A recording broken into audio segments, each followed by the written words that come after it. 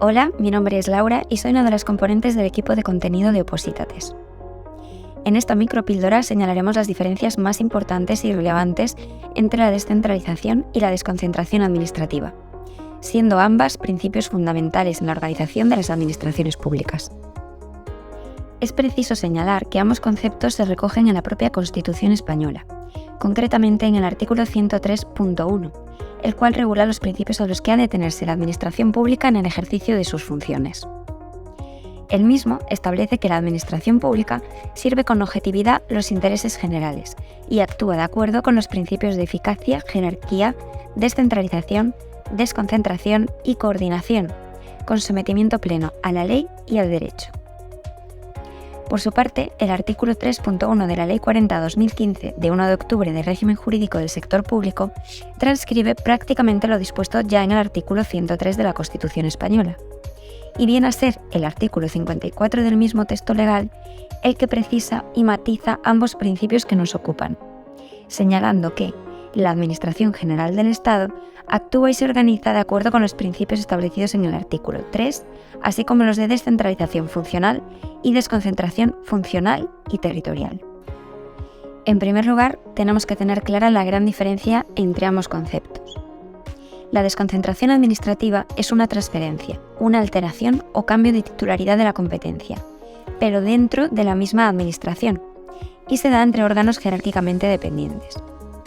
La descentralización cambia el tipo de administración que asume la competencia. En segundo lugar, veamos en profundidad los dos tipos de principios relativos a la organización administrativa que se disponen en el artículo 54 de la Ley 40/2015. Vamos con el primero de los conceptos, que es la descentralización funcional. Este viene dado ya que la administración del Estado está organizada en dos partes. Por un lado nos encontramos la Administración General del Estado, un tipo de administración, y por otro la Administración Institucional, otro tipo de administración, que está formada por los organismos públicos del Estado, como por ejemplo los organismos autónomos o las entidades públicas empresariales. Por tanto, cuando hablamos de descentralización funcional, hablamos del caso en el que la Administración General del Estado transfiere una competencia determinada a uno de sus organismos públicos. Ejemplo de descentralización funcional sería el caso en el que el ministerio competente en materia de trabajo ceda la competencia X al organismo público FOGAS, Fondo de Garantía Salarial.